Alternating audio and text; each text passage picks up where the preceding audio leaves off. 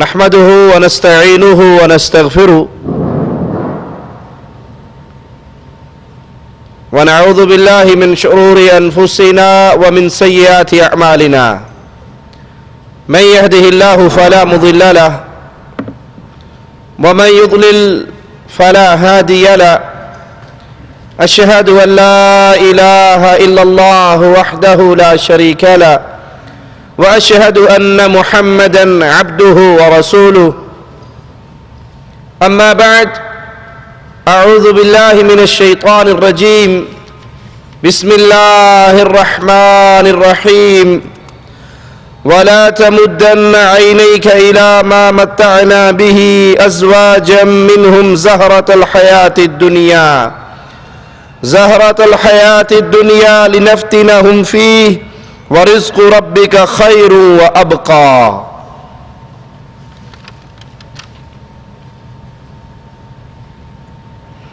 کچھ گناہ ایسے ہیں جن سے انسان جب تک سچے دل سے اللہ کے حضور معافی نہ مانگے، توبہ نہ کرے، وہ معاف نہیں ہوتے۔ ان کو کبیرہ گناہ کہا جاتا ہے۔ ان کبیرہ گناہوں میں ایک گناہ منافق انسان کی عزت کرنا، تعظیم کرنا۔ منافق وہ ہوتا ہے جو بظاہر اسلام کا چولا پہن لے، اپنے آپ کو مسلمان سمجھے، مسلمان کہلائے، لیکن اس کا دل اسلام دشمن ہو، وہ اندر سے اسلام کو مٹانے کا ہم اور غم رکھتا ہو، ظاہری طور پہ مسلمان ہو جائے، دل دماغ وہ اسلام کی سچی تعلیمات کو قبول نہ کرے، یہ منافق ہے۔ اگر کسی انسان کے بارے میں علم ہو کہ اس کا شمار منافقین میں ہوتا ہے، اس کی عزت کرنا، اس کی تکریم کرنا، یہ وہ گناہ ہے جس کا شمار کبیرہ گناہوں میں ہوتا ہے۔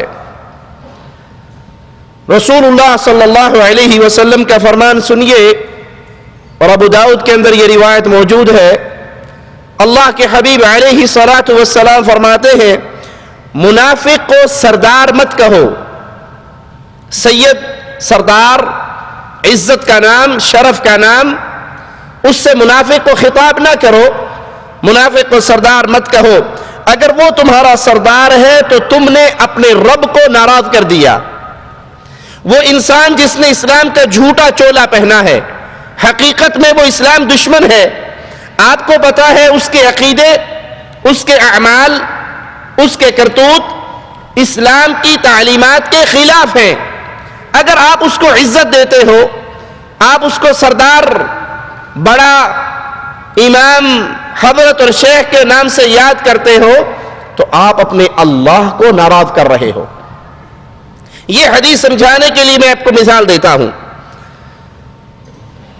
آپ کی قوم کا ایک بڑا ہے، آپ کسی بھی قوم سے تعلق رکھتے ہیں، اس قوم کا ایک سردار ہے۔ ایک شخص وہ ہے جو آپ کی قوم کا دشمن ہے۔ آپ خان ہیں، آپ سید ہیں، آپ قریشی ہیں، آپ راجپوت ہیں، آپ انڈین پاکستانی کے تعارف سے پہچانے جاتے ہیں۔ ایک قوم کے ساتھ آپ کی نسبت ہے۔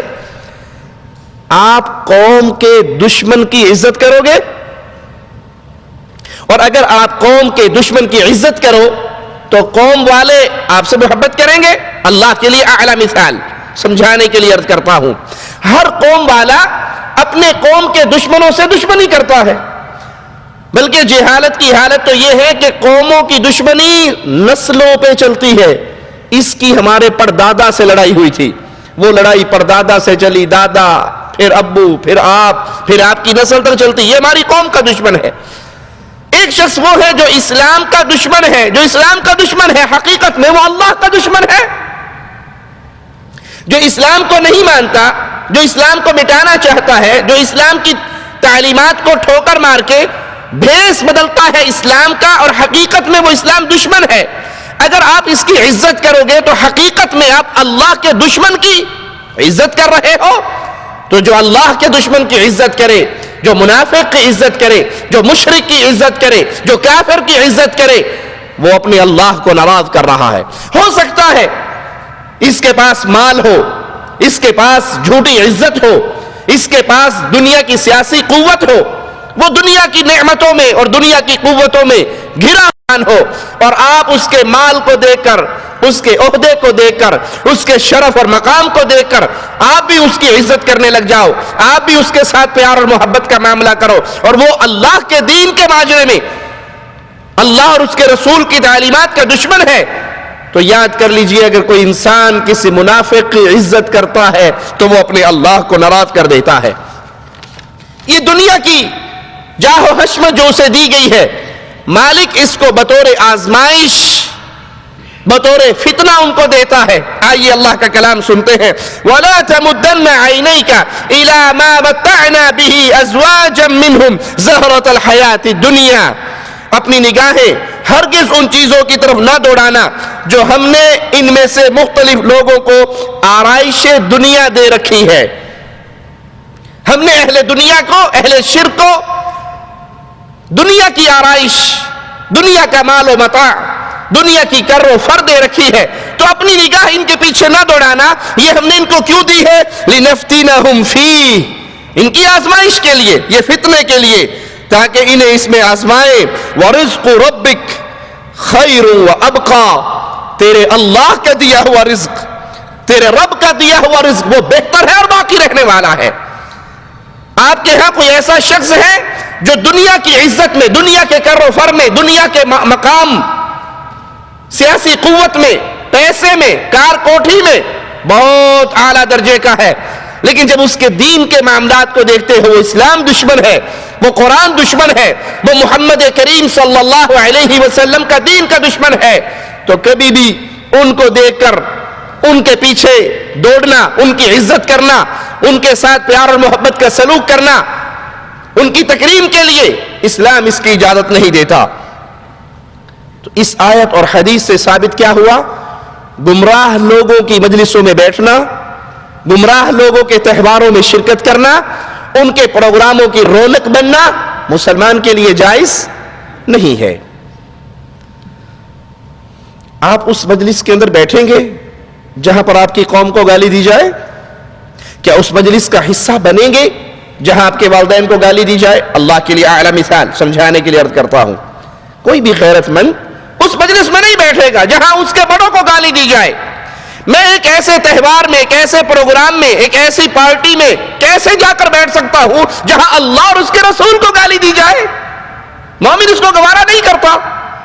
سیدنا ابو بکر رضی اللہ عنہ وارضا یہودیوں کے ایک محلے سے گزرتے ہیں، ایک یہودی ظالم میرے اللہ کی توہین کرتے ہوئے کہتا ہے کہ اللہ فقیر ہے، ہم غنی ہیں، کیونکہ اللہ ہم سے صدقات مانگتا ہے، چندے مانگتا ہے۔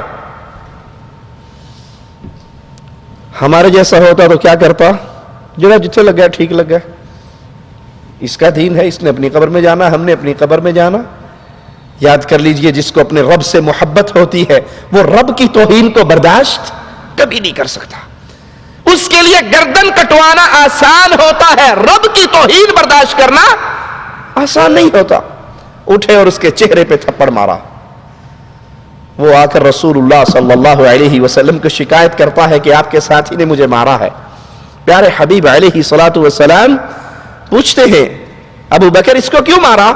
کہا اس نے میرے اللہ کو گالی دی تھی، اور جو میرے رب کی توہین کرے میں اپنے رب کی گستاخی برداشت نہیں کر سکتا۔ وہ یہودی منکر ہو گیا، کہنے لگا میں نے نہیں کی، ابو بکر جو کہتے ہیں غلط کہتے ہیں، میں نے اللہ کی توہین کے بارے میں کوئی جملہ اپنی زبان سے نہیں نکالا۔ رسول اللہ صلی اللہ علیہ وسلم نے فرمایا ابو بکر گواہ پیش کرو، گواہ لے کر آؤ۔ کہنے لگے یا رسول اللہ صلی اللہ علیہ وسلم گواہ کہاں سے لاؤں؟ سارے یہودی تھے، یہ ان کا شیخ تھا، مسلمان تو کوئی تھا نہیں، میں اکیلا مومن تھا، مسلمان تھا، گواہ کہاں سے لاؤں؟ اب بظاہر دھرتی پہ ابو بکر کی گواہی دینے والا کوئی موجود نہیں ہے، اور جب گواہ نہ ہو تو جواب کے اندر وہی جو تھپڑ اس کے منہ پہ لگا، کیا ابو بکر صدیق کو مارا جائے گا؟ بظاہر تو یہی لگتا ہے، گواہ ہے نہیں. لیکن جب انسان اپنے رب کی محبت میں اپنے رب کے دشمن سے انتقام لیتا ہے، رب اپنے پیارے کو کبھی تنہا نہیں چھوڑا کرتا. دھرتی پہ ابو بکر صدیق کی گواہی دینے والا جب کوئی نہ رہا، عرش سے اللہ نے جبرائیل کو بھیج کر ابو بکر کی گواہی دی. تو مومن کی غیرت برداشت نہیں کرتی کسی ایسے پروگرام میں جائے، کسی ایسی مجلس کو اٹینڈ کرے جہاں اللہ کی توہین ہو رہی ہو. سجدہ اللہ کا حق ہے.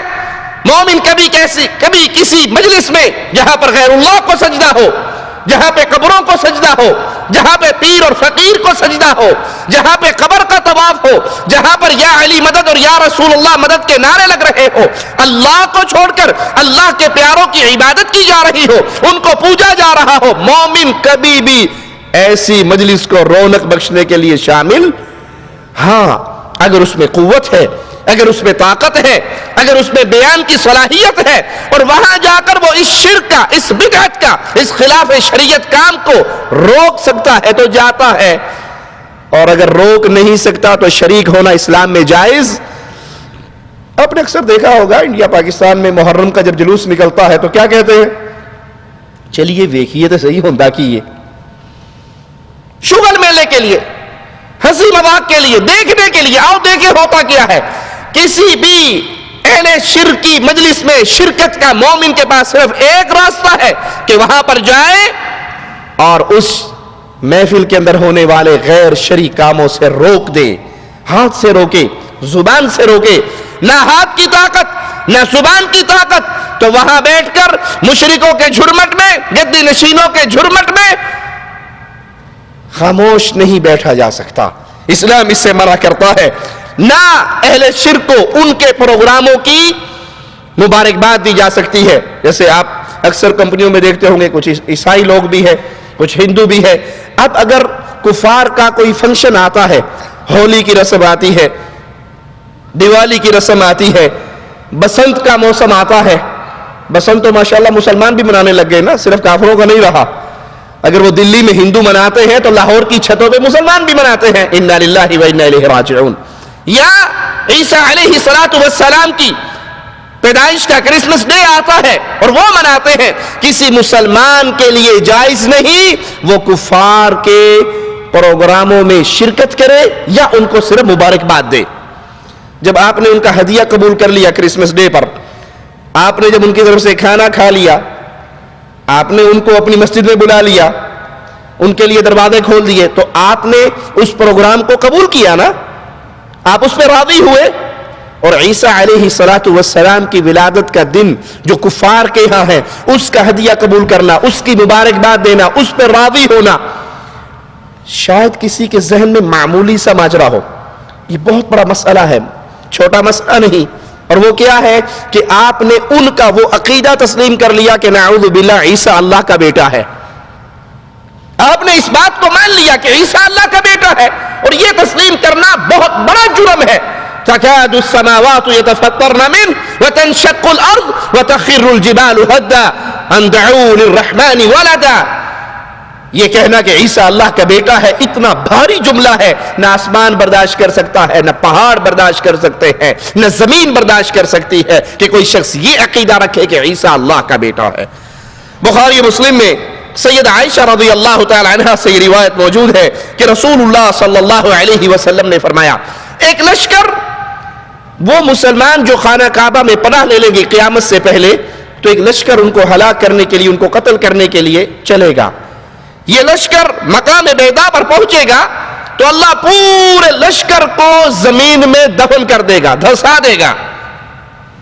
سید عائشہ رضی اللہ تعالی عنہ فرمانے لگی، یا رسول اللہ صلی اللہ علیہ وسلم، اس لشکر میں تو جب قافلہ چل رہا ہے عام لوگ بھی شامل ہو گئے، تاجر طبقہ بھی شامل ہو، قافلہ جو جا رہا ہے عوام بھی شامل ہوگی، تاجر بھی شامل ہو گئے، سفر کرنے والے بھی شامل ہو گئے.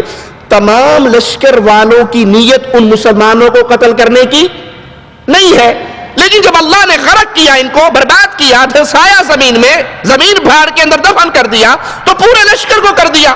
جو عام لوگ تھے وہ کیوں دھسائے گئے. آپ علیہ الصلوۃ والسلام نے فرمایا سب کے سب کو اللہ دھسا دے گا، لیکن جب قیامت کے دن اٹھایا جائے گا تو ہر آدمی اپنی نیت کے اوپر اٹھایا جائے گا. کیا ثابت ہوا؟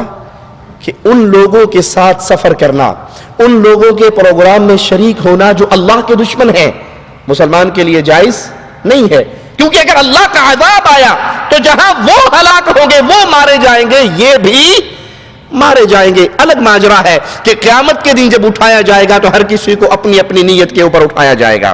سیدہ عائشہ رضی اللہ تعالی عنہا یہ سوال کر کے اس مسئلے کو امت کے لیے واضح کرتی ہے کہ جن لوگوں کا ارادہ ان مسلمانوں کو قتل کرنے کا نہیں تھا وہ بھی ہلاک ہو گئے. ان کا جرم کیا ہوا؟ اہل شرک کے ساتھ، ظالموں کے ساتھ، اللہ کے ولیوں کے دشمنوں کے ساتھ سفر کرنا. تو کوئی بھی ایسی مجلس جس میں غیر اللہ کی عبادت ہے، کوئی بھی ایسی مجلس جس میں اللہ کے کلام کی توہین ہو رہی ہے، کوئی بھی ایسی مجلس جس میں اسلام کا مذاق اڑایا جا رہا ہے، اس میں بیٹھنا، اس میں شامل ہونا، اس پہ خاموش رہنا اپنے اوپر عذاب الہی کے نزول کو دعوت دینا ہے. لہذا اللہ کے لیے جس مجلس کے بارے میں آپ کو یقین ہو جائے کہ یہاں پر اللہ اور اس کے رسول کی دشمنی ہو رہی ہے، دین اسلام کا مذاق اڑایا جا رہا ہے، ایک ہی راستہ ہے. اگر آپ وہاں جاتے ہیں آپ پر لازم ہے کہ اس غلط کام کے اوپر تنبیہ کریں، پیار سے، محبت سے دعوت دیں، اخلاص سے بلائیں، ان کو حکمت کے ساتھ پیغام پہنچائیں. لیکن آپ اس میں صبر کریں. یہ بالکل ایسے ہے جیسے شراب خانے میں آپ چلے جائیں اور آپ کو شراب پینی پڑے وہاں بیٹھ کر. اسلام اس کی اجازت دیتا؟ حرام ہے اسلام میں. آپ وہاں جا کر شراب پینے والوں کو منع کر سکتے ہیں لیکن خود وہاں پہ شراب پینے لگ جائیں. اسی طرح اہل شرک کی مجلسوں میں شامل ہو کر آپ بھی وہی اعمال کرنے لگ جائیں تو یہ ہلاکت اور بربادی ہے. قرآن حکیم کی آیات پہ غور کیجئے. وَإِذَا رَأَيْتَ الَّذِينَ يَخُوضُونَ فِي آيَاتِنَا فَأَعْرِضْ عَنْهُمْ حَتَّى يَخُوضُوا فِي حَدِيثٍ غَيْرِهِ وَإِمَّا يُنْسِيَنَّكَ الشَّيْطَانُ فَلَا تَقْعُدْ بَعْدَ الذِّكْرَىٰ مَعَ الْقَوْمِ الظَّالِمِينَ. یہ آیت ہمارے لیے زندگی کا ایک واضح منشور دے رہی ہے. یہ آیت ہماری زندگی کے بہت سے مسائل کے اندر نور کا چمکتا ہوا مینارہ بن کے ہمیں ہدایت کی راہ دکھلا رہی ہے. قرآن حکیم میں مالک فرماتا ہے وَإِذَا رَأَيْتَ الَّذِينَ يَخُوضُونَ فِي آيَاتِنَا، جب آپ ان لوگوں کو دیکھیں جو ہماری آیات میں مذاق کرتے ہیں، عیب جوئی کرتے ہیں، نکتہ چینی کرتے ہیں. کسی ایسی مجلس میں آپ گئے جہاں قرآن کی آیات کا مذاق اڑایا جا رہا، جہاں اللہ کے نبی کی سنت داڑھی کا مذاق اڑایا جا رہا، جہاں پیارے نبی کے حکم کے مطابق مسلمان عورت کا پردے کا مذاق اڑایا جا رہا. وہ پردہ اللہ کے نبی کا حکم ہے، وہ پردہ قرآن حکیم کا حکم ہے. اسلام کے کسی مسئلے کا اگر کہیں مذاق اڑایا جاتا ہے تو قرآن کیا کہتا ہے؟ فَأَعْرِضْ عَنْهُمْ، اٹھ جاؤ ان کے پاس سے، منہ موڑ لو ان سے، دور ہو جاؤ ان سے. ان کے ساتھ بیٹھنا آپ کے لیے جائز نہیں ہے. اکثر آپ نے دیکھا ہوگا یہ سٹیج ڈرامے، یہ ہنسی مذاق کے پروگرام، یہ مزاحیہ سٹیج پروگرام، اس کے اندر اللہ کے دین کا مذاق اڑایا جاتا ہے. یہ مسئلہ اتنا خطرناک ہے کہ اسلام کی کسی ایک بات کے مذاق اڑانے سے انسان وادی ایمان سے نکل کے وادی کفر میں داخل ہو جاتا ہے. میں آپ کو مثال دے کے سمجھاتا ہوں. مسلمان جنگ سے واپس آ رہے، ایک جگہ پہ پڑاؤ ڈالا، کچھ لوگ بیٹھ گئے اپنا وقت گزاری کے لیے. انہوں نے رسول اللہ صلی اللہ علیہ وسلم کے اصحاب کا مذاق اڑانا شروع کر دیا. کہا یہ جو بڑے بڑے صحابہ ہیں نا، یہ باتوں میں باتونی ہے، لڑائی میں بزدل ہے، کھانے میں پیٹو ہے. یہ قرہ، یہ بڑے بڑے صحابہ، یہ بزدل ہے، یہ باتونی ہے، یہ پیٹو ہے. ایک نوجوان ان کی یہ بات سن رہا، کہنے لگا اللہ کی قسم تمہاری ان باتوں کی خبر میں ابھی رسول اللہ کو دینے جا رہا ہوں. اے اللہ کے دشمن تو نے جھوٹ کہا ہے. یہ نوجوان اللہ کے نبی کے پاس پہنچے. ان کے پہنچنے سے پہلے آسمان سے جبرائیل پہنچ گئے اور انہوں نے یہ سارا ماجرا رسول اللہ صلی اللہ علیہ وسلم کو بیان فرما دیا. قرآن حکیم کی آیات نازل ہو گئی. اتنے میں وہ لوگ بھی پہنچ گئے. انہوں نے آ کر کیا کہا؟ انما كنا نخوض ونلعب، ہم تو مذاق کر رہے تھے، وقت گزاری کر رہے تھے، کھیل کود کر رہے تھے، ہنسی اور تماشا کر رہے تھے. پیارے حبیب علیہ الصلوۃ والسلام نے فرمایا کیا تم اللہ کے ساتھ، اس کے رسول کے ساتھ اور اس کی آیات کے ساتھ مذاق کرتے ہو؟ لا تعتذروا قد کفرتم بعد ایمانکم، اب بہانے نہ بناؤ، ایمان لانے کے بعد تم دوبارہ کافر ہو گئے ہو۔ اسلام ایک ایسا دین ہے کہ یہ اللہ کی طرف سے نازل شدہ ہے، پیارے حبیب نے جو بیان کیا اللہ کے حکم سے بیان کیا۔ اگر اسلام کی کوئی ایک چیز انسان اس کو ٹھوکر مارے، ٹھکرائے، اس کا مذاق اڑائے، ایک ہے وہ کام نہ کرنا، اس سے انسان صرف گناہگار ہوتا ہے۔ ایک انسان داڑھی شیو کرتا ہے اور دل کے اندر اس کو یہ تسلیم کرتا ہے کہ میں گناہ کر رہا ہوں، اللہ مجھے معاف کرے، یہ گناہگار ہے۔ اور ایک داڑھی کا مذاق اڑانا شروع کر دے، یہ داڑھی بھی کوئی چیز ہے؟ داڑھی یہ کہ چاڑھی ہے، داڑھی میں اسلام رکھا ہے، داڑھی داڑھی داڑھی 24 گھنٹے داڑھی، داڑھی کیا چیز ہوتی؟ کوئی داڑھی شاڑھی نہیں۔ اب وہ داڑھی کو داڑھی شاڑھی اور جھاڑی اور مختلف برے الفاظ سے یاد کر رہا ہے، تو یہ رسول کی سنت کا مذاق ہے۔ وہ گناہگار ہے جو شیو کرتا ہے اور جو اس داڑھی کا مذاق اڑائے، جو نماز کا مذاق اڑائے، جو جنت کا مذاق اڑائے، جو پردے کا مذاق اڑائے، وہ اسلام کی وادی سے نکل کے کفر کی وادی میں پہنچ جاتا ہے۔ وہ شخص جس نے یہ باتیں کی تھی، اس نے اللہ کے نبی کی اونٹنی کی مہار پکڑی ہوئی، ننگے قدموں جا رہا، پاؤں اس کے خون و خون ہو رہے پتھروں کے اوپر چلتے ہوئے، اور وہ کہہ رہا اللہ کے نبی ہم نے تو مذاق کیا تھا، ہم تو وقت گزاری کے لیے گپے مار رہے تھے۔ اور اللہ کے نبی صلی اللہ علیہ وسلم نے کیا فرمایا؟ کیا تم اللہ سے، اس کی آیات سے اور اس کے رسولوں سے مذاق کرتے ہو؟ لا تعتذروا، اب بہانہ نہ بناؤ، قد کفرتم بعد ایمانکم، ایمان لانے کے بعد تم دوبارہ کافر ہو گئے ہو۔ تو اسلام کی کسی چیز کا اگر کسی مجلس میں وہ عقیدہ توحید ہو، وہ مقام رسالت ہو، وہ نماز روزہ حج زکات ہو، وہ جنت جہنم ہو، وہ جنت کی نعمتیں جہنم کا عذاب ہو، کسی چیز کا مذاق اڑایا جائے تو مالک فرماتا ہے فَأَعْرِضْ عَنْهُمْ، ان سے منہ موڑ لو، حَتَّى يَخُوضُوا فِي حَدِيثٍ غَيْرِي، یہاں تک کہ وہ کسی اور بات میں مشغول ہو جائے۔ وَإِمَّا يُنْسِيَنَّكَ الشَّيْطَانُ، اگر شیطان آپ کو بھلا دے اور آپ اس مجلس میں جا کر بیٹھ جائیں جہاں اللہ اور اس کے رسول کا مذاق، قرآن اور حدیث کا مذاق، خلاف اسلام کام ہو رہا ہے، خلاف توحید کام ہو رہا ہے، سجدے اللہ کا حق ہے، وہاں پیروں بابوں کو ہو رہے ہیں، یا اللہ مدد کہنا، اللہ سے مدد مانگنا یہ اللہ کی عبادت ہے، اور وہ غیر اللہ سے مدد مانگ رہے ہو، غیر شرعی امر کر رہے ہو، آپ جا کر بیٹھ گئے، شیطان نے آپ کو بھلا دیا۔ لیکن مالک فرماتا ہے فَلَا تَقْعُدْ بَعْدَ الذِّكْرَى، جب آپ کو یاد آ جائے کہ یہ کام تو اسلام کے خلاف ہے اور مجھ میں اتنی طاقت نہیں کہ میں ان کو روک سکوں، تو فوراً اس مجلس کو چھوڑ دیجئے۔ یاد آنے کے بعد ظالموں کے ساتھ نہ بیٹھیے۔ یہ اسلام کی غیرت ہے، یہ اسلام کی تعلیمات ہے، یہ اسلام اپنے ماننے والوں سے ڈیمانڈ کرتا ہے کہ تم ایسی مجلس میں نہ بیٹھو جہاں پر اسلام کی مخالفت ہو۔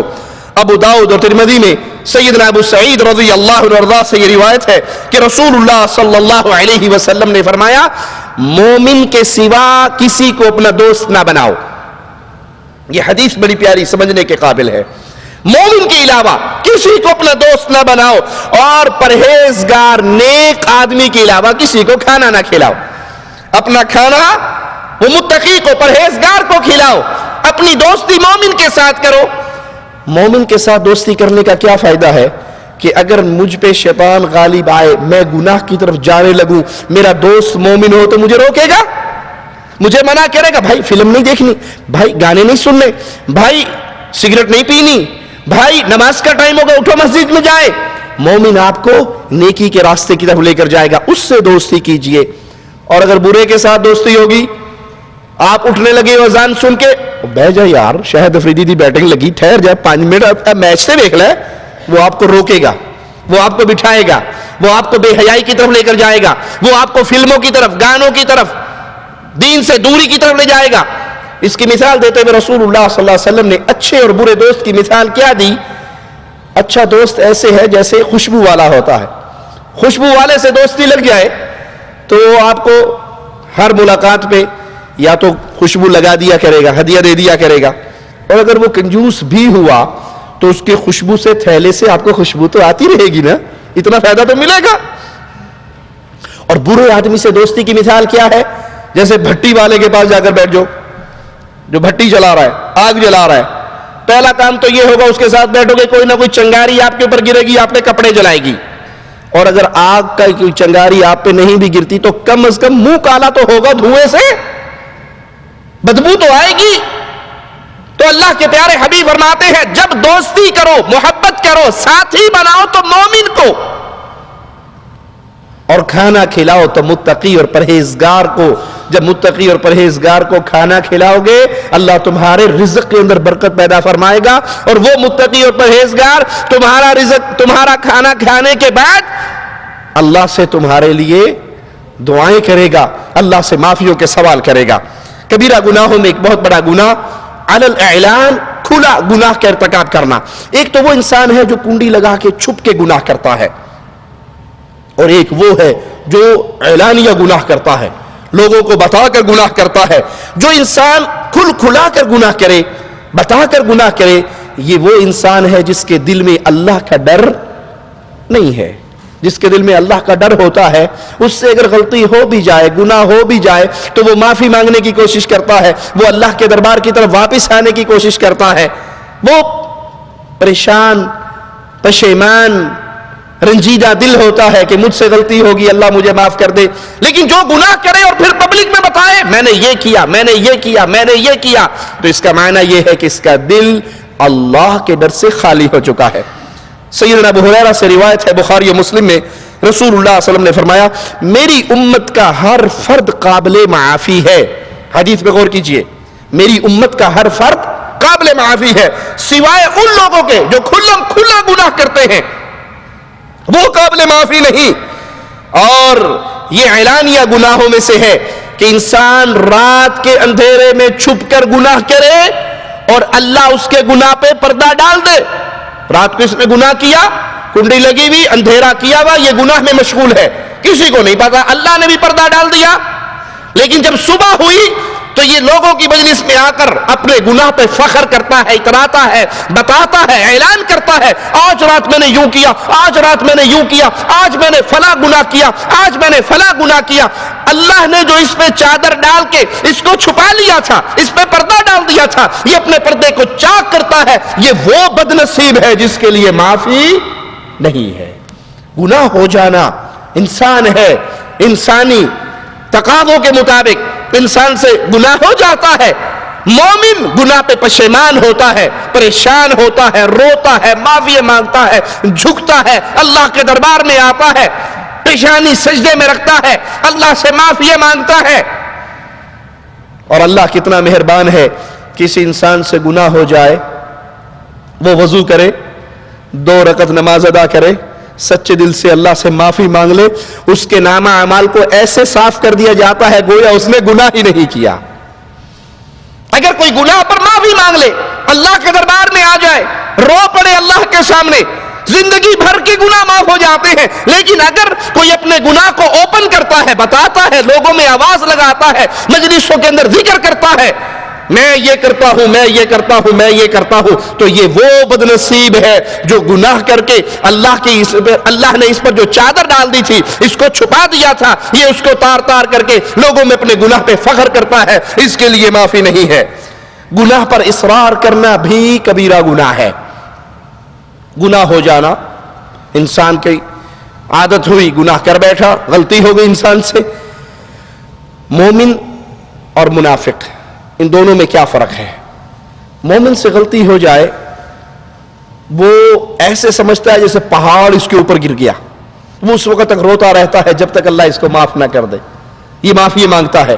ایک عورت سے گناہ ہو گیا، وہ رسول اللہ صلی اللہ علیہ وسلم کے پاس آئی، یا رسول اللہ صلی اللہ علیہ وسلم مجھ سے گناہ ہو گیا، مجھے پاک کر دیجئے۔ آپ نے چہرہ موڑ لیا، اس نے پھر ادھر آ کر گواہی دی، آپ نے چہرہ موڑ لیا، اس نے پھر ادھر آ کے اقرار کیا۔ آپ نے کہا لوٹ جاؤ، جب وقت مناسب آئے گا، یعنی بچہ پیدا ہو جائے گا تو پھر ہم تمہیں پاک کریں گے۔ وہ بچہ پیدا ہونے کے بعد پھر بچے کو اٹھا کر اللہ کے نبی صلی اللہ علیہ وسلم کے پاس آ گئی، یا رسول اللہ صلی اللہ علیہ وسلم گناہ ہو گیا، غلطی ہو گئی، ڈرتی ہوں اللہ کے دربار میں کس منہ سے جاؤں گی، اپنے رب کو کیا منہ دکھاؤں گی، مجھے پاک کر دیجئے۔ آپ نے فرمایا تیرے بچے کو بھی تیری ضرورت ہے، اس کو لے جاؤ، جب یہ کھانے پینے کے قابل ہو تو اس کو لے آنا۔ اب وہ لے گئی، جہاں بچے کو دودھ پلا رہی ہے وہاں اس کو روٹی بھی چسا رہی ہے, اس کو کھانا کھلانے کی تربیت بھی دے رہی ہے. سوچئے اس عورت کے پیچھے پولیس لگی تھی, اس کے پیچھے CID لگی ہوئی تھی, اللہ کے نبی نے فوجی بھیجے تھے اس کے پیچھے کہ جاؤ جب یہ بچہ اس کا کھانے کے قابل ہو تو لے آؤ. یہ بار بار کیوں آ رہی تھی اللہ کے نبی کے پاس؟ کیا چیز اس کو نبی کے دربار میں کھینچ کے لاتی تھی؟ وہ اس کے اندر کا ایمان تھا.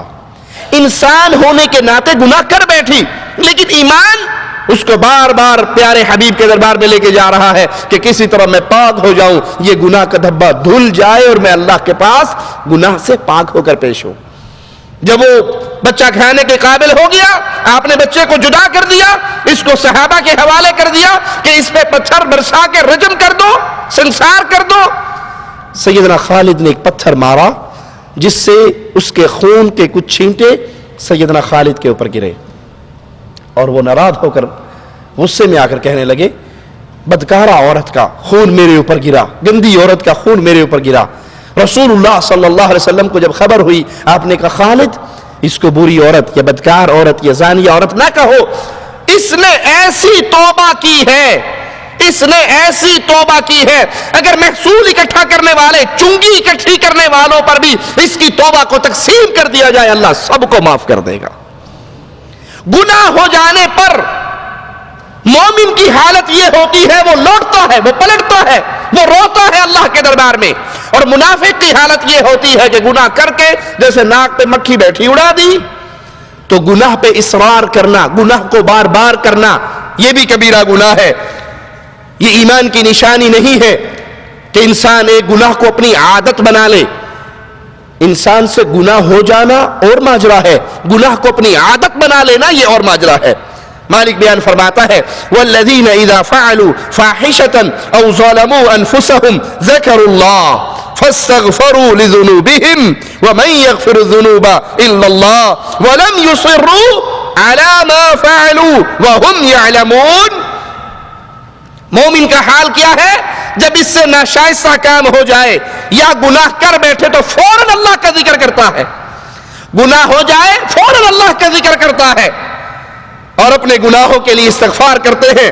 فی الواقع اللہ تعالیٰ کے سوا اور کون ہے جو گناہوں کو معاف کر سکے؟ اور یہ علم کے بعد گناہ کو بار بار نہیں کرتے. کبھی گناہ ہو گیا, انسان ہونے کے ناطے ہو گیا, لیکن گناہ کو اپنی عادت نہیں بناتے. یہاں پر ایک سوال کرتا ہوں, اور سب سے پہلے وہ اپنی جان سے, پھر ہر سننے والے مسلمان بھائی سے سوچئے اللہ کے لیے, میری کیا کیفیت ہے, آپ کی کیا کیفیت ہے؟ گناہ کہیں ہماری عادت تو نہیں؟ اگر یہ گناہ ہماری عادت ہے تو سمجھ لیجئے ہم بربادی کے راستے پہ دوڑ رہے ہیں. کبھی کبھار گناہ ہو جانا ایک عام بات ہے, انسان معافی مانگ لے اللہ معاف کر دیتا ہے. اگر گناہ کرنا میری عادت ہے, میں ہر روز صبح اٹھ کر 24 گھنٹوں میں نے شیڈول بنایا ہے گناہ کا, میں نے اب یہ گناہ کرنا ہے, اب یہ گناہ کرنا ہے, اب یہ گناہ کرنا ہے, اب فلم دیکھنی ہے, اب گانا سننا ہے, اب نسوار کھانی ہے, اب سگریٹ پینی ہے, اب میں نے یہ کام کرنا ہے, اب میں نے یہ کام کرنا ہے, میں نے فلاں مجلس میں جانا ہے, اس کے جانے سے پہلے میں نے نبی صلی اللہ علیہ وسلم کی سنت کو شیو کر کے گندگی میں پھینکنا ہے. تو اس کا معنی یہ ہوا میں نے گناہ کرنے کا شیڈول بنا رکھا ہے, میں نے گناہ کرنے کا ٹائم ٹیبل بنا رکھا ہے. اور مومن کی یہ شان نہیں ہے کہ وہ گناہ کو بار بار کرتا ہے. اگر ہو جائے اپنے رب کے دروازے پہ آتا ہے, معافی مانگتا ہے, روتا ہے, اللہ کو راضی کرتا ہے, اپنے گناہ کو معاف کرواتا ہے. اور جو بار بار کرتا ہے یہ مومن کی شان والا نہیں ہے. افسوس جب ہم اپنے دائیں بائیں اپنے معاشرے پہ نگاہ دوڑاتے ہیں, کتنے ہی وہ گناہ ہیں, میرا جملہ یاد کیجئے گا, کتنے ہی وہ گناہ ہیں جن کو گناہ سمجھا ہی نہیں جاتا. یعنی اگر یہ کہا جائے کہ یہ گناہ ہے, یہ تصور ختم ہو گیا ہے تو غلط نہ ہوگا. اگر کہا جائے کہ یہ گناہ ہے تو لوگ بڑی عجیب نظروں سے مول صاحب یہ بھی گناہ ہے, یہ کام بھی گناہ ہے. اس گناہ کو شیطان نے اتنا پھیلا دیا ہے کہ ہمارے نزدیک وہ گناہ رہا ہی نہیں. مثال کے طور پہ ساز, گانے, موسیقی, کیا خیال ہے اس کو میں اور آپ گناہ مانتے ہیں؟ اگر میں اور آپ گناہ مانیں, کیا ہماری گاڑی کے اندر ساز گانے کی کیسٹ چلے؟ کیا میرے موبائل کے اندر انڈین پاکستانی فلموں کی گانوں کی ریکارڈنگ اور ٹونز موجود ہو کہ فلم دیکھنے کا ٹائم نہیں ملتا تو موبائل میرے پاس ایسا ہے جس کے اندر 5-4 فلمیں تو میں اپلوڈ کروائی لیتا ہوں، ڈاؤن لوڈ کروائی لیتا ہوں اور اس کو بیٹھا دیکھتا رہتا ہوں۔ ساز، گانا، موسیقی ایک ایسی بیماری کے طور پہ ہمارے معاشرے کے اندر رائج ہو چکی ہے کہ گناہ کا تصور ہی نہیں رہا۔ اچھے بھلے دیندار لوگ، ان کے موبائل کی آپ بیل دیکھ لیں وہ ساز والی ہوگی، انہوں نے خبریں سننی ہے ریڈیو پر تو اس سے پہلے ساز آئے گا، بعد میں ساز آئے گا، نو ٹینشن، آرام سے بیٹھے ہیں۔ پیارے حبیب محمد کریم صلی اللہ علیہ وسلم اگر کہیں ساز کی آواز سن لیتے، ڈھول کی آواز، اپنے پیارے کانوں میں انگلیوں کو ڈال لیتے کہ میں اس کی آواز سے بھاگ جاؤں۔ اور اب تو اللہ کا گھر نہیں بچا، اب تو نماز کی حالت کے اندر ساز اور گانے سننے کو ملتے ہیں۔ نماز کی حالت میں امام صاحب کہتے ہیں اللہ اکبر اور میرے موبائل کے اندر گانے، کسی کے موبائل میں ساز، کسی کے موبائل میں پوری فلمیں ڈلی ہوئی ہیں اور انہوں نے انہی گانوں کو بیل ٹون بنائی ہوئی ہے۔ تو کیا خیال ہے یہ کتنا بڑا گناہ تھا، یہ کتنی بڑی ہلاکت کی چیز تھی جس کو ہمارے ذہن نے اب گناہ ماننا ہی چھوڑ دیا۔ آئیے اللہ کا کلام سنتے ہیں۔ وَمِنَ النَّاسِ مَن يَشْتَرِي لَهْوَ الْحَدِيثِ لِيُضِلَّ عَن سَبِيلِ اللَّهِ بِغَيْرِ عِلْمٍ وَيَتَّخِذَهَا هُزُوًا اولئک لہم عذاب مہین۔ اور بعض لوگ ایسے بھی ہیں جو لغو باتوں کو خریدتے ہیں تاکہ بے علمی کے ساتھ لوگوں کو اللہ کی راہ سے روکے۔ خریدتے ہیں، لغو باتوں کو خریدتے ہیں، پیسے دے کے گانے ریکارڈ کرواتے ہیں، پیسے دے کے فلمیں ریکارڈ کرواتے ہیں، پیسے دے کے ڈش اینٹینا لگواتے ہیں، پیسے دے کر کیبل لگواتے ہیں اپنے گھر میں۔ یہ بے حیائی، یہ اللہ کے ذکر سے دور کرنے والی چیزیں، اس کو خریدتے ہیں، فری میں نہیں، مال خرچ کر کے لیتے ہیں اور اسے ہنسی بنائے۔ یہی وہ لوگ ہیں، اولئیکا، یہی وہ لوگ ہیں، لہم، ان کے لیے ہے عذاب مہین، رسوا کر دینے والا عذاب۔ یہ عذاب جس کو اللہ کہے کہ یہ ذلیل کر دینے والا عذاب ہے، یہ رسوا کر دینے والا عذاب ہے، تو وہ کتنا بڑا عذاب ہوگا۔ لغو باتوں میں ساز، موسیقی، نغمہ و سرور، گانے، ہر وہ چیز شامل ہے جو انسان کو اللہ کے ذکر سے دور کرے، نماز سے غافل کرے۔ وہ قصے ہو، وہ کہانیاں ہو، وہ ڈائجسٹ ہو، وہ خواتین رسالے، وہ اخبار جہاں، وہ کسی قسم کی ایسی چیزیں جو اللہ کے ذکر سے غافل کر دے، وہ اس چیز کے اندر شامل ہیں۔ سوچئے اللہ کے لیے، فلم لگی ہوئی ہو، لیٹسٹ فلم آئی ہو اور ادھر اذان کا ٹائم ہو، کتنے لوگ ہیں جو نماز کے لیے اٹھ کر جائیں گے؟ کیا اس فلم نے لوگوں کو نماز سے نہیں روک دیا؟ کیا ان ڈراموں نے لوگوں کو نماز سے نہیں روک دیا؟ کیا یہ کرکٹ میچ، یہ فٹ بال میچ، یہ ہاکی میچ، یہ کیرم بورڈ میچ، یہ لوڈو میچ، انہوں نے لوگوں کو اللہ کے دین سے غافل نہیں کر دیا؟ کیا یہ دین سے روکنے کا سبب نہیں بن گئے؟ رسول اللہ صلی اللہ علیہ وسلم کے زمانے میں کچھ لوگوں نے لونڈیے خریدی جو گانا گایا کرتی تھی۔ کس نیت سے؟ وہ گانے والی ان لوگوں نے کیوں خریدی؟ تاکہ ان کی مجلسیں برپا کی جائیں، وہ گانے گائیں، لوگوں کے اوپر اللہ کے کلام کا اثر کم ہو۔ غور کیجئے، اس لمحے پہ غور کیجئے کہ اس دور کے لوگوں نے گانے والیوں کو خریدا، اداکاراؤں کو خریدا، فنکاراؤں کو خریدا تاکہ وہ گانے گائیں، لوگ اللہ کے رسول صلی اللہ علیہ وسلم کی مجلس میں قرآن سننے کے لیے نہ جائیں اور قرآن ان کے دل پہ اثر نہ کرے۔ یہ اس دور کے لوگوں نے خریدا۔ کیا آج یہی کام آپ کے اور میرے گھر اور کمروں کے اندر ریڈیو، ٹیلی ویژن، ڈش اینٹینا، VCR، کیا یہی کام نہیں کر رہا؟ کیا اس سے یہی فائدے حاصل نہیں ہو رہے؟ کسی کو سمجھاؤ جی بول صاحب تسی ہمیں سختی کر دیو، موسیقی جو ہے نا وہ روح کی غذا ہے، آپ کو نہیں پتا؟ سنا یہ جملہ نہیں سنا؟ موسیقی روح کی غذا ہے، یہ آپ نے سنا ہے نا؟ میں مانتا ہوں، کھلے دل سے مانتا ہوں، موسیقی واقعی روح کی غذا ہے۔ روحوں کے دو ٹھکانے ہیں، ایک ٹھکانہ اللہ کی جنت اور ایک ٹھکانہ جہنم۔ ایک روح کہاں جائے گی؟ جنت میں۔ ایک روح کہاں جائے گی؟ جہنم میں۔ جو روح جنت میں جائے گی اس کا علم تو ہمیں قرآن نے دیا کہ ان کا دل مطمئن ہوتا ہے اللہ کے ذکر سے۔ ایک روح کی غذا تو اللہ کا ذکر ہوا، قرآن کی تلاوت ہوئی، اور جس روح کی غذا ساز، گانے، موسیقی ہے، فیصلہ آپ کیجئے گا اس روح کا ٹھکانہ کون سا ہے۔ اگر روح جنتی ہے آپ کی تو وہ قرآن سے مطمئن ہوگی، وہ اللہ کے ذکر سے مطمئن ہوگی. اور اگر آپ کی روح، کسی انسان کی روح، وہ ساز، گانے، موسیقی، فلمیں، بے حیائی، ٹیلی ویژن کی سکرین پہ ناچتی تھکتی ہوئی ننگی عورتوں کو دیکھ کر اس کی روح مطمئن ہوتی ہے، تو فیصلہ خود کیجئے، روح ہے کدھر جانے والی؟ یہ جنت کی گاڑی کی سوار نہیں ہے، یہ کسی اور ٹرین کا مسافر ہے جس نے جنت کے دروازے پہ نہیں پہنچنا. صحیح بخاری میں سیدنا ابو مالک اشعری رضی اللہ عنہ سے روایت ہے، رسول اللہ صلی اللہ علیہ وسلم نے فرمایا، اللہ کا واسطہ دے کر کسی بھائی کو چھیڑنا مقصود نہیں، کسی بھائی کی ذاتی زندگی پہ طنز کرنا مقصود نہیں. مقصود اتنا ہے، اے لوگو، جس پیارے نبی کا تم نے کلمہ پڑھا ہے اس نبی کے فرامین کو اپنی زندگی میں اتار لو. کچھ نہیں مانگتے ہم آپ سے، کسی چیز کا سوال نہیں کرتے، نہ چندوں کا سوال، نہ 11ویں کی کھیر کا سوال، نہ حلوے کا سوال، نہ روٹی کا سوال. ایک سوال ہے جس کا نام محمد ہے صلی اللہ علیہ وسلم، جو آپ کے نبی ہے، جو آپ کے آقا ہے، جو آپ کے رسول ہے، جو آپ کے قائد ہے، جو آپ کے رہبر ہے، جو آپ کے غم میں راتوں کو اٹھ کر اپنے اللہ سے دعا مانگا کرتے تھے. اس رسول کی باتوں کو تو زندگی میں اتار لو. اگر ہم کسی مولوی، کسی شیخ، کسی پیر، کسی مرشد کی طرف آپ کو بلائیں تو اللہ کی قسم ہماری بات کو جوتی کی نوک پہ رکھ کے ٹھوکر مار دو. اگر ہم آپ کو بلائیں بلال کے آقا محمد کی طرف، پھر تو مان لو صلی اللہ علیہ وسلم.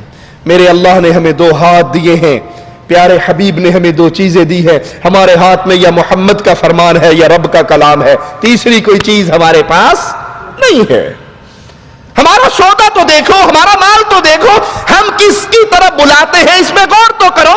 صحیح بخاری میں پیارے نبی علیہ الصلوۃ والسلام کا یہ فرمان، ابو مالک اشعری رضی اللہ عنہ کی روایت سنیے، میری امت میں کچھ ایسے لوگ اللہ پیدا کرے گا، کچھ ایسے لوگ پیدا ہوں گے جو زنا، ریشم، شراب اور گانے بجانے کے آلات کو جائز کر لیں گے. ریشم کو جائز کریں گے، زنا کو جائز کریں گے. کیا وہ ملک جن کے نام کے ساتھ آگے پیچھے اسلام کے نام بھی لگتے ہیں، کیا وہاں پہ یہ قانون کافروں کی خوشنودی حاصل کرنے کے لیے منظور نہیں کر لیے کہ کتنے ہی وہ ملک ہیں کہ اگر لڑکا لڑکی رضامندی سے کچھ کرے تو پولیس نہیں پکڑ سکتی؟ یہ کیا جی، یہ حقوق نسواں بل پاس ہوا ہے ہماری اسمبلی سے.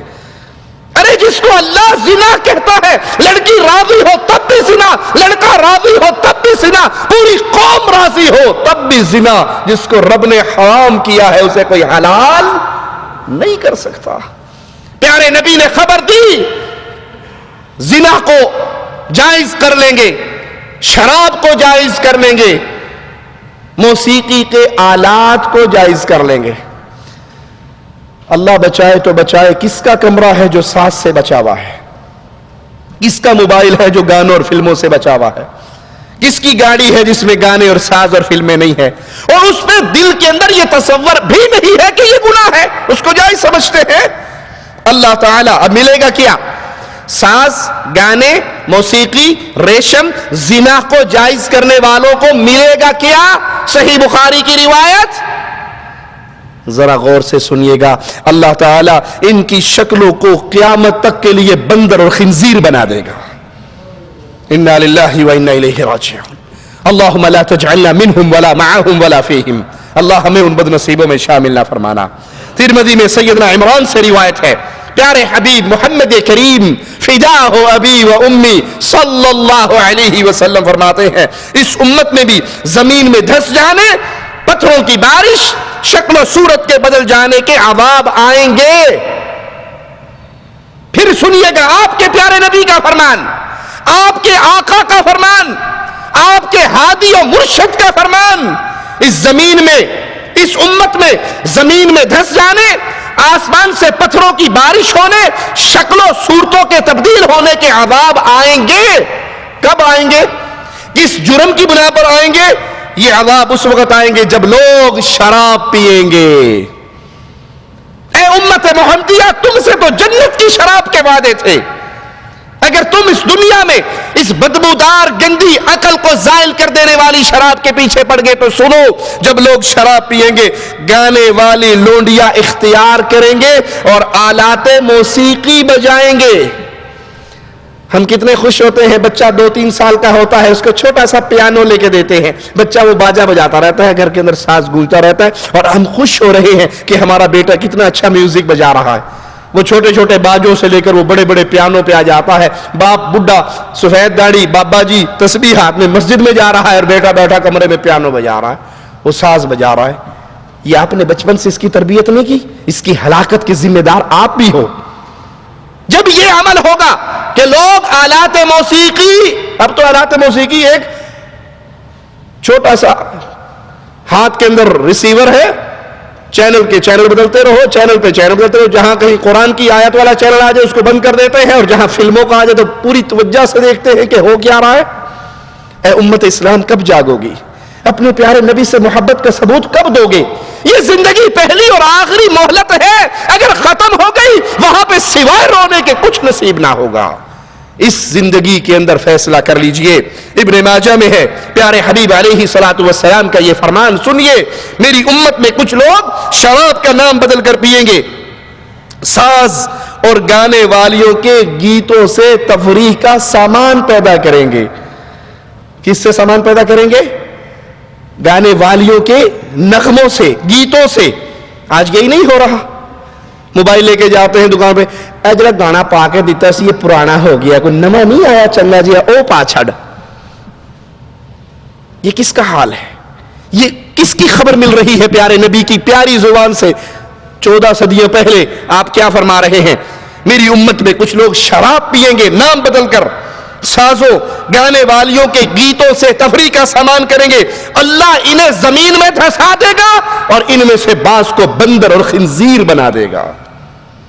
ابو داؤد میں پیارے حبیب علیہ الصلوۃ والسلام کا یہ فرمان موجود ہے، اللہ تعالیٰ نے ہم پر، سنیے، کسی مولوی صاحب کا فتویٰ نہیں، کسی شیخ کی بات نہیں، محمد کریم صلی اللہ علیہ وسلم کا فرمان۔ ابو داؤد میں حدیث نمبر 3696، پیارے حبیب کیا فرما رہے؟ اللہ تعالیٰ نے ہم پر شراب، جوا اور طبلہ، ڈھول پیٹنا حرام قرار دیا ہے۔ آج تو قوالیوں کے اندر ڈھول پیٹے جاتے ہیں، درباروں پہ ڈھول پیٹے جاتے ہیں، شادیوں پہ ڈھول پیٹے جاتے ہیں۔ کون سا موقع ہے جہاں پر ڈھول موجود نہیں ہے؟ مولوی فتوے دیتے ہیں، کوئی گال نہیں، ڈھول نال ایڈا کو فرق نہیں پیندا، ڈھول بجا لیا جائے تو خیر صلاح ہے، کوئی بات نہیں، جائز ہے، فلاں سلسلہ نقشبندیہ میں جائز ہے، فلاں سلسلے میں جائز ہے۔ ارے سارے سلسلے ختم ہو جاتے ہیں جب محمد علیہ السلام کا فرمان آ جاتا ہے۔ نبی کے فرمان کے بعد تو کسی کی کوئی حیثیت رہتی ہی نہیں ہے، اور پیارے نبی فرما رہے ہم پہ شراب حرام ہے، ہم پہ طبلہ بجانا حرام ہے، اس امت پہ اللہ نے حرام کیا ہے۔ اسی طرح داڑھی منڈوانا اور مونچھیں لمبی لمبی رکھنا، یہ عادات اور خصائل میں کفار کی مشابہت کرنا ہے، اور اسلام اس کو ناجائز قرار دیتا ہے، حرام قرار دیتا ہے۔ بخاری و مسلم میں سیدنا عبداللہ ابن عمر رضی اللہ عنہما سے روایت ہے، پیارے نبی نے فرمایا، پیارے رسول نے فرمایا، پیارے آقا نے فرمایا، پیارے ہادی و مرشد نے فرمایا، وہ نبی جس کو اپنی امت کا غم تھا، وہ نبی جو اپنی امت کے لیے دعائیں کرتے گئے، وہ نبی امت رات کو آرام سے سویا کرتی تھی، امت کے نبی قبرستان میں جا کے بقی میں کھڑے ہو کے اپنے امتیوں کے لیے اللہ سے معافی کا سوال کیا کرتے تھے۔ اس نبی کی محبت کو اپنے دل میں جگائیے۔ وہ نبی کیا فرما رہے ہیں سنیے، مشرکوں کی مخالفت کرو، مشرکوں کی مخالفت کرو، داڑھی کو بڑھاؤ، مونچھوں کو کٹواؤ۔ کس کی مخالفت کرو؟ مشرکوں کی۔ مشرک کیا کرتے تھے؟ مونچھیں بڑی بڑی رکھتے تھے، داڑھی صاف کرتے تھے۔ پیارے حبیب محمد کریم صلی اللہ علیہ وسلم فرماتے ہیں تم مونچھوں کو پست کرو، چھوٹا کرو اور داڑھی کو بڑھاؤ۔ اب تو کوئی داڑھی رکھ لینا، حجے ناڑھی رکھ لئیے، بڈھے ہو کے رکھ لیں، ابھی تو جوانی کی عمر ہے، ابھی تو منڈا کھنڈا ہے، ابھی تو کھیلنے کودنے کی عمر ہے، ابھی تو ہنسی مذاق کی عمر ہے، ابھی سے داڑھی۔ ارے جب بابا جی ہو جاؤ گے، ہاتھ میں سوٹی، دوسرے کوئی دیکھے گا بھی نہیں تو اس وقت داڑھی رکھ لینا۔ اگر دل میں محمد کریم صلی اللہ علیہ وسلم کی محبت ہو تو نبی کے فرمان کے آنے کے بعد کسی اور کی بات مانی نہیں جا سکتی۔ نبی فرماتے مشرکوں کی مخالفت کرو، داڑھی معاف کرو، مونچھوں کو پس کرو۔ اگر ہم مونچھیں بڑی رکھ رہے ہیں اور داڑھی شیو کر رہے ہیں، ہم نبی کے دشمنوں کی مخالفت کر رہے ہیں یا دوستی کر رہے ہیں؟ اللہ کے لیے، اللہ کا واسطہ دے کے چھیڑنا مقصود نہیں، کسی بھائی کے اوپر طنز کرنا مقصود نہیں، لیکن اتنا تو حق ہے نا کہ جس نبی کا کلمہ پڑھتے ہیں اس نبی کی باتوں کو تو سنیں۔ نبی فرماتے ہیں مشرکوں کی مخالفت کرو کہ وہ داڑھی شیو کرتے تھے، جب میں داڑھی شیو کرتا ہوں میں نبی کی مخالفت نہیں کر رہا۔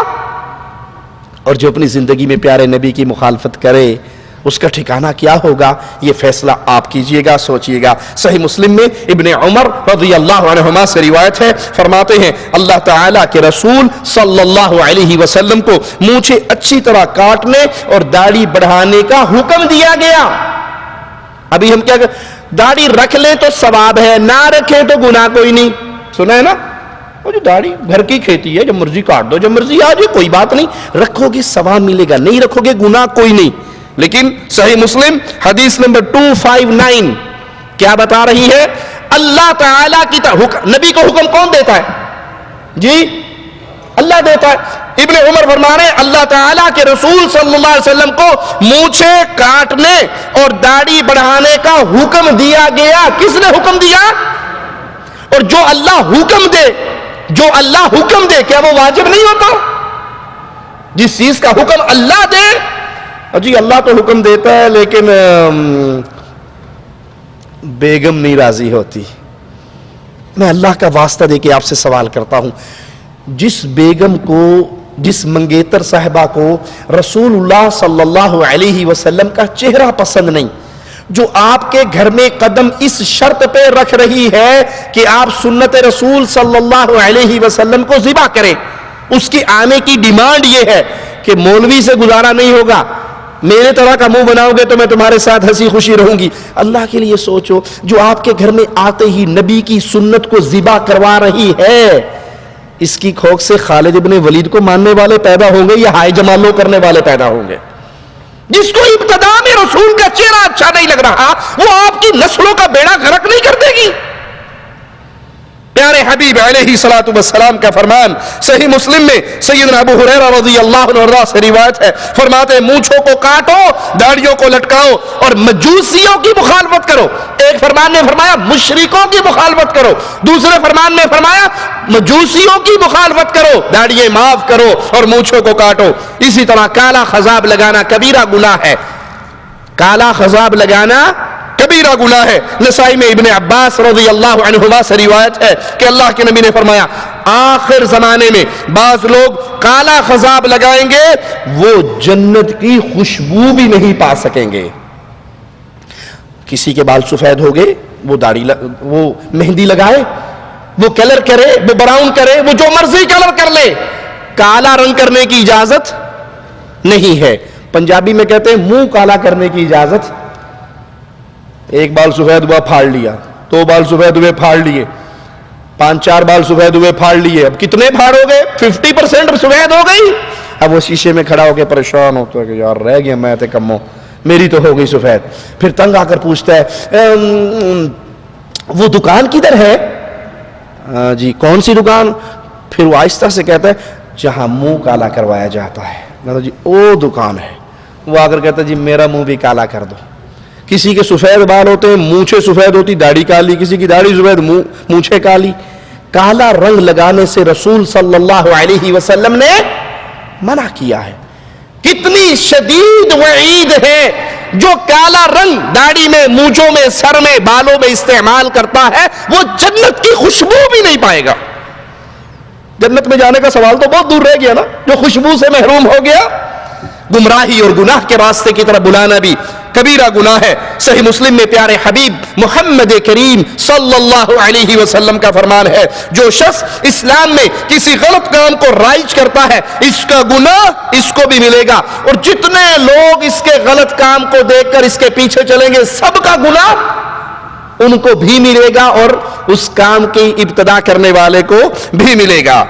صحیح مسلم میں सैयदना अबू हुरैरा से रिवायत है रज़ी अल्लाहु अन्हु, फरमाते हैं प्यारे हबीब नबी रहमत मोहम्मद करीम सल्लल्लाहु अलैहि वसल्लम ने फरमाया, जो शख्स गुमराही की तरफ दावत देता है इस पर इसका अपना भी गुनाह है, और जो जो इसके पीछे चलते आएंगे वो सबका गुनाह भी इसके पीछे है। इसके पीछे चलने वालों के गुनाह भी कम नहीं होंगे, लेकिन सारा स्टॉक इसके सर पे भी लाद दिया जाएगा। बुखारी और मुस्लिम में अब्दुल्लाह बिन मसऊद रज़ी अल्लाहु अन्हु से रिवायत है, रसूल करीम सल्लल्लाहु अलैहि वसल्लम ने फरमाया, जो जान भी जुल्म से कत्ल की जाती है, जुल्मन किसी को कत्ल किया जाए, इसके खून ना हक के गुनाह का एक हिस्सा आदम अलैहिस्सलाम के उस बेटे को भी मिलेगा जिसने पहली मर्तबा कत्ल किया था।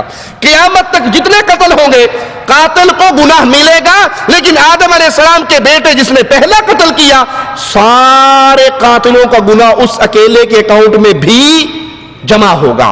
तो अगर आप किसी को गुनाह की तरफ बुला रहे हैं, आप किसी को बुराई की तरफ बुला रहे हैं, आप किसी को गंदी फिल्में देखने की तरफ बुला रहे हैं, आप किसी को गुनाह करने की दावत दे रहे हैं, आपने गुनाह की दावत दी, आपकी दावत सुन के जितने जितने लोग गुनाह करेंगे वो सारा गुनाह आपके अकाउंट में होगा।